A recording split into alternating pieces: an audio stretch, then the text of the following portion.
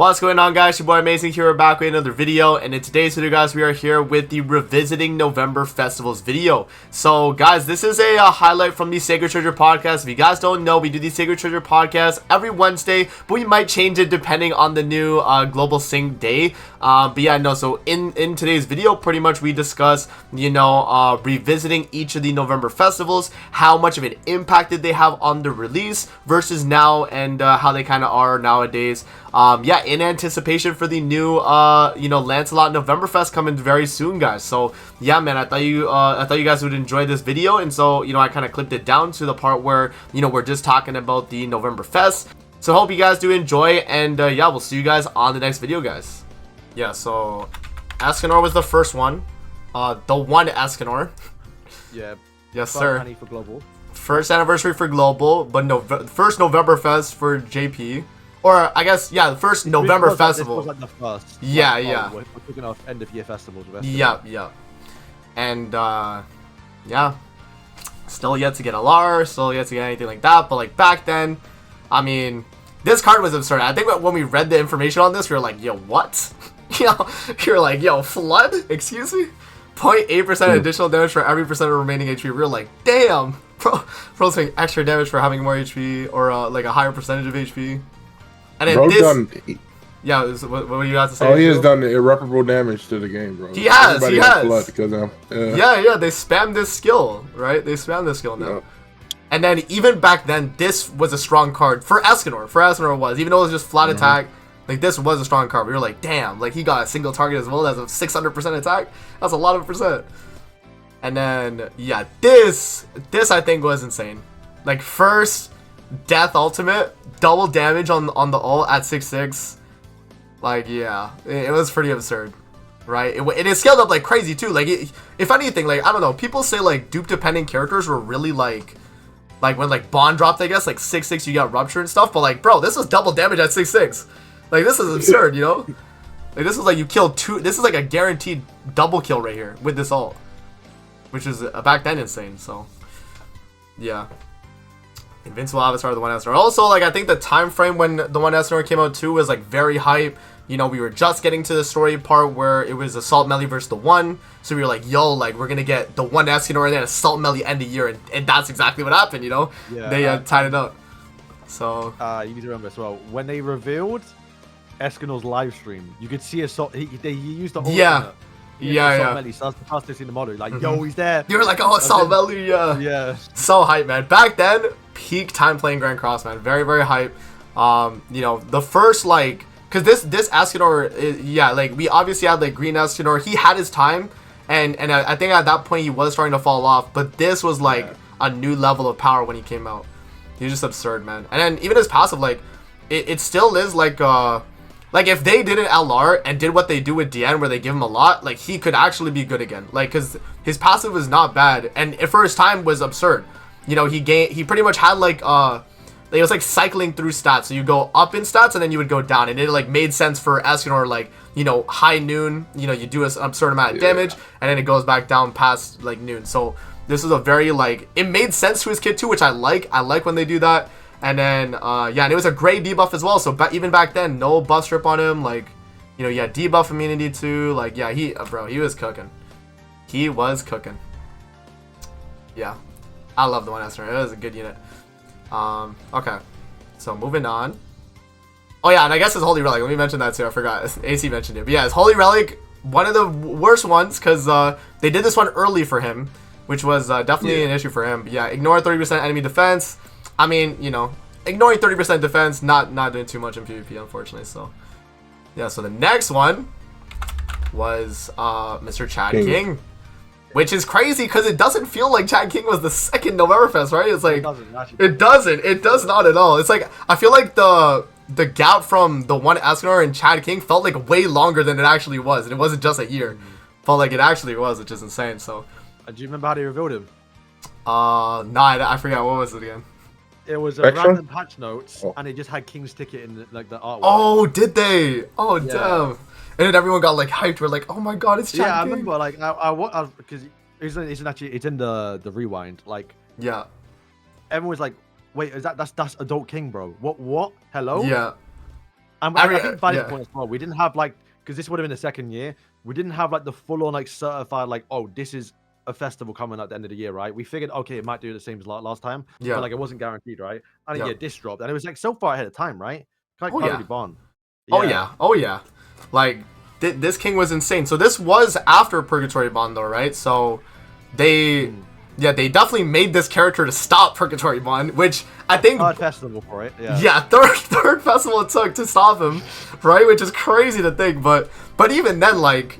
Nah, he was the counter to Bond. He was like the like main meta counter, because like there was like off meta stuff for like Kusak and stuff, but like no, you know, mainly when people got King, this was like the like unit. This was the unit, And like, the thing with Margaret in the Cusack, Bond was still being used. I mean, especially if you had a 6/6 Bond too, like if they got a Margaret buff up, you're still one banging them with a rupture ult, like they were still dead. So yeah, man, absurd. Like King on his release, we had him in like the dominant thing. Like I don't know if we put him on the list, but he was dominant on his release until Trader Melly dropped. But like that full month, like if you did not go first with Chad King, you actually just lost the match. It was actually like go first or lose meta with only this guy, and it was, I think the main team was like Gother, King, and then a flex unit. So it was like I remember I ran Keo a lot. I would do like Gother, Green Gother, Keo, King. And you just rank up King, double King, and you'd win the match. I gotta say, he's probably one of the most satisfying characters, you know. I think, like, I just looking back at it, like the animation, the sound effects were sexy, bro. Right? Yeah. Like, all the little swords hitting. And you do like all the like. Yeah, all the gang signs people said. That's what King did, bro. King was cooking. Yeah, I think when he came out, he was like the first unit I've ever used, and I was just like. You know how we feel with like LR Millen? Yeah. King was the first unit to make me feel like that. King had that exact feeling. Yo, I agree. Like this is not okay. Like for real. Yep. Until Melly came out, of course. And then Trader Melly, you know, But still, that month was absurd, man. Like King was insane. And like Power Strike AoE, I mean at the time like they gave Power Strike to a few characters, I think at that time. But like AoE Power Strike was really good, obviously. Right, good skill effect. Sever was a good skill effect too. Double AoE too, like the first like double AoE character, straight up like festival. Everyone loves Sario, right? Yeah. He was just Sario, but better. Yeah, and AoE and AoE everything. Like King was absurd, man. And then I mean his ultimate was like still to this day is actually a good ultimate. Like cleanse all debuffs for each buff removed, increase damage taken on enemies. Right? Like that's crazy. And then the damage multiplier scaled up like crazy. Like his ultimate was still good. And then his passive, like bro, this I remember I think we watched a live stream when that happened. We were like, what? Bro creates a shield for dealing damage? Like we were like, how do you stop him, bro? If you go first, you just have the shield and it's so strong too, because you ranked up King with like a green Gother or something, and it does like 500k AoE. And how you breaking that shield? Because it was based on his damage dealt, right? It's like it was absurd back then, man. Like King, he definitely like, that's the thing with Novemberfest is they all solidified, well, tell Liz. Well, I mean, I guess, I don't know. They all like solidified their like #1 dominance for that whole month. Like all of December till the end of year fest, they were all like super dominant. That's like what Novemberfest like kind of like told us pretty much. Like we saw Escanor, we saw King. We knew both of them destroyed that month. And even, I mean, Escanor was like the only one like that still was relevant past the right? Assault mode, yeah, assault mode. Apparently it's a curse. The November curse. Yeah. Get killed off 1 month later. Yeah. So no, because Escanor is still around after Aeon. Assault mode, right? Yeah, no, exactly. So that's what we're saying. Like the one Escanor was the first one. And he was like, to this day, he's the only one, unfortunately. So, and then I forget his Relic. Did they have it here? Yeah, so his Relic was good. They released it a lot, like a while after. But yeah, good Relic. You know, well, I think so. I think it was a while after. I think Liz broke the curse. No, I was thinking about the curse thing. Oh, okay, yeah. We'll talk about it. We'll get there. We'll get there. We're going through. So yeah, the Relic was good though. Like basic stats for the team, strong, especially in PvE, PvP, whatever. Hero damage though, I mean, yeah, it was nice. Like King was a good unit, definitely a W. Even after release was Relic, great character as well. And now we come to, I think, still as well another one of the most hyped characters in the game though, because we didn't. I think Pete, did you predict it, or was it like, I forget how it worked. I think it was like Sora said he was like, oh, Ultimate Escanor could be a thing, but like none of us like actually believed it though, right? Yeah. That's what I think was insane about Ultimate Escanor's release. Is like none of us like believed it would happen, but like, yeah, but like, yeah, it makes sense. We skipped like 4 Escanors, bro. Right? Even to this day, it makes no sense. Yeah. But no skinny Escanor, no Papa Jack hit.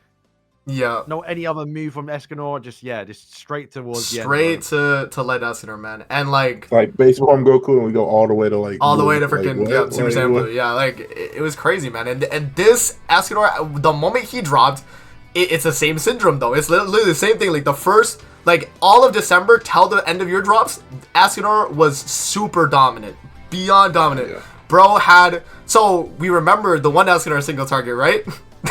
This was just that, but on steroids. And we were like, yo, what? You get 1.3% additional damage with Stronger Flood and 30% additional damage as final damage to everyone. We were like, what? That's just an AoE. It's just a single target AoE like built in. I was like, holy bro. Absurd. Escanor OG Ultimate on his actual single target. Yeah, on his single target. That's why we were like beyond shocked when he came out. And then his AoE, like, still underrated. I feel like the AoE is super underrated. Like, everyone, like, obviously spams this. But when Escanor got his, like, revive, this cooked. This would be, like, you know, it was reverse flood. And you would deal additional damage equal to, 35% of your critical damage, right? Which is pretty absurd. So, yeah, I mean, this skill was also insane. And then, yeah, he was the first, like, passive ultimate, right? I think he was, right? He was, yeah. Yeah, passive ultimate. That's why I still wait to this day. He's probably one of my least favorite characters ever made.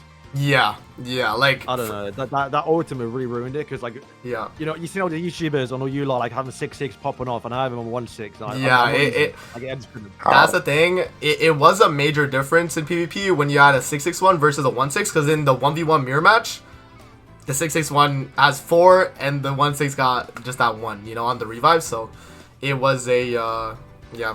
Tough mirror match in that setup, but yeah, man. First time they did passive like ultimate effects, which was absurd. You got revive, and then the revive obviously did a lot with this. His ultimate was reverse flood and actual flood. And flood, yeah. And actual flood. Together. So regardless of your HP amount, it was doing an absurd amount of damage. And like, bro, this character, like, yeah, like what? He was absurd. He was so insane. You know, the revive, like, you couldn't debuff the revive as well. He was immune to all debuffs. I remember, oh my god, you know what actually like triggered me too? There was times where if you both had duped Escanors, people would just move cards to see who would attack first because they would lose. Yeah, like in a 1v1. By the way. What was up? Stamina has the same thing. Yeah, like, yeah. It runs out of time. Yeah. So you can't just sit there moving. Yeah, like it actually runs out. Yeah. Yeah. Yeah, it has to, bro, because this was insane. You just had a mirror match of someone moving cards so the other person attacked because they knew they would win if they if the other person attacked. It's like crazy, man. Yeah, absurd. And then his passive. I mean, the only thing I didn't like about Ultimate Escanor's passive, but it makes sense to his character, which I like that they did, was like his all stats. I think it ran out, right? It had like a time limit. It was here is it? So applies Holy Flame, and then all the hero stats now drop. Okay, I think it was Holy Flame. Yeah, Holy Flame increased all stats by 4% for each passing turn for 5 turns. So it scaled up, but then it instantly removed, because like, you know, Escanor didn't have much time when he was in Ultimate Escanor, right? It was just a quick, It was a quick thing. But yeah, it was absurd though. Like, you didn't need past 5 turns anyway, even in PvE at the time. Still cooked everything. Like, yeah, this character was pretty insane. Oh yeah, you couldn't lower his stats, right? You couldn't. He was the first character where you could not lower his stats, right? Yeah. So whatever stats he started with in the battle, you could lower it back to that, but you couldn't lower it past his base stats, pretty much. So yeah. Yeah. So that is pretty insane. And what yeah. Came afterwards? What's up? Oh, it was came after? the Purg Melee. Okay, yeah. Right. Yep. Which is crazy, because this Escanor is more useful than Purg Melee. Purg Melee nowadays, probably, yeah, because, you know, because well, that's the thing, like, this Escanor is universal, whereas, like, Purg Melee is demon locked, and he got power crept by the next Melee, which, this Escanor only got power crept till we got the new Ultimate Escanor, really, but even then, it's like, it's you can still use this Escanor and get away with it. Like, it wasn't that much of a difference versus like the new Ultimate Escanor for like PvE content, right? The PvP is obviously like a major difference, but yeah. Due for a Relic, you know, he'd be maybe a lot better with a Relic, but yeah, Ultimate Escanor, very very good. November Fest, you know, they kept with the trend, and then we got to Liz, Queen Elizabeth. I don't know why, but this feels like a 3-year gap. I don't know. It feels like massive. Right? It's crazy, right? But Queen Elizabeth was the most recent Novemberfest, last year's. And The first flop. yeah, the first flop, I guess. The first flop, I guess. Yeah, everyone Like, was, if you remember, everyone was like, "Oh, the members are always hype. It can't be Elizabeth." It's Yeah. Elizabeth. I think everyone said that. They were like, no, it couldn't be Elizabeth. Like, it gotta be like an Escanor or King, because they kind of had like the trend going. And then yeah, no, it was Elizabeth. I think it got leaked and I was like, yo, Elizabeth. But then I was like on the copium side. I was like, yeah, no, but like we had I forget. No, I think it was like, was it Goddess Liz that did well? No, Light Liz sold really well. Yeah. Like they got like really good money that month. When Light Liz was on, I think we had like our like closest to top grossing like with that character. So I was like, okay, you know, Elizabeth could do that. As well as like every single time you get Liz now, is like, oh my god, she's gonna revive. Yeah. Or like she's gonna be a support character, she'll be broken. Everyone's always scared about that fact, right? So no one's ever happy about a new Elizabeth coming towards the game. Yeah. Yeah, so that was kind of the thing with it, right? And yeah, I mean, we didn't really like that Queen Liz drop, but like she was good for her time though. Like I would still like in terms of hype wise flop, but like character kit wise, she was good for her like month, just like every other Novemberfest, right? It's like nah, they had that the worst out of the like the. Okay, you know what? That's on global from my experience. Yeah. No one hardly used her. There was a few people obviously, but it was still it was still the Albedo meta, even though she did counter Albedo. Yeah. Everyone was just still using Albedo. I think that's fair. I think she wasn't as dominant as the other Novemberfest. Like it wasn't like turn 1 you one bang everyone with Queen Liz. It was more like a thing of like turn 2 or 3, then she was like, yeah, everyone's dead, right? And she had the revive for the team. So like, yeah, but she was like super well heavy too. She was very well heavy too. Yeah, the heaviest well unit like out of Novemberfest. More yeah. than Light Escanor beats. Probably, yeah, more than Light Escanor, because you had the revive counter, right, on the on the dupe level. Was early on too. Was Rimmer still meta here? Probably. You could probably still run Rimmer at that time. Always meta, bro. Back then, I think you could. Remember, like her buffs being blue was a problem. I can't remember why though. Yeah. It could have been Rimmer. Yeah, it could have been. I think so. It could have been. Yeah. I'm trying to think of like what other like buff strip. Yeah, and then yeah, so she released. She was the Light Festival for Novemberfest. Her first skill was this was when they started like, okay, we dropped Albedo and she was a problem, so let's deal with Albedo. So this single target doesn't have the like cancel stance in here, but it's in her passive. But this is triple pierce rate increase, plus 20% damage dealt for every Goddess Wrath on self, and that's in her like kit. And then the Fury card was 1% additional damage for every percent of remaining HP, plus 50% damage dealt when Goddess Wrath was at max stacks. So yeah, and then she had obviously her ultimate, which we talked about, like dupe wise, scaled up. Ultimate. Yep. Her ultimate was really strong too, like higher dupe. Lower dupe, it felt kind of weak. That's one thing, because it didn't have like an effect on it. It was just attack related and damage, right? So it didn't really have an effect. But yeah, and then I think again, like the most insane thing, 10 turn long revive in that point, because Albedo wasn't like countering one banging you turn 1. It's just that she got a bunch of like buffs like throughout the match where like then she's like one banging everybody, right? But like 10 turns long, you could stall long enough with a Goddess team to like win every match pretty much if you had that revive 10 turn long. Like it was pretty absurd. And then also damage reduction for the whole team. At 6/6 you get all allies for from like 3/6 onwards you get, or no, is that, yeah, that's 3/6 onwards you had one ally get the damage reduction. So yeah, just absurd, man. And then yeah, she had intervention of light, which lowered attack related stats, and she had gauge reduction built in only for the first few turns, right, until she reapplied her ult. That was kind of annoying. And I think the other annoying thing too was, well, there's two more annoying things. Applicable allies. Oh my god. Oh my god. Let her be run, bro. Like, okay, it was good because it's like, yeah, you have the options, but the options weren't realistic. You're not running her on a human team. You're not running her on a 7 Sins team. So it was like, it's like why'd they add that? She wanted to be ran with all these units, but those units didn't even use her. Didn't need her, exactly, like bro. Bond and I remember too, we were like actually mad about it. We were like, why is Bond not working with this Liz? Like, why not? Like, allow it, bro. Like, Sin's buff, you know, like, just do it. Like, even though she's not a Sin, like, come on, bro. Like, allow it, bro. Like, you know what I mean? It's like crazy.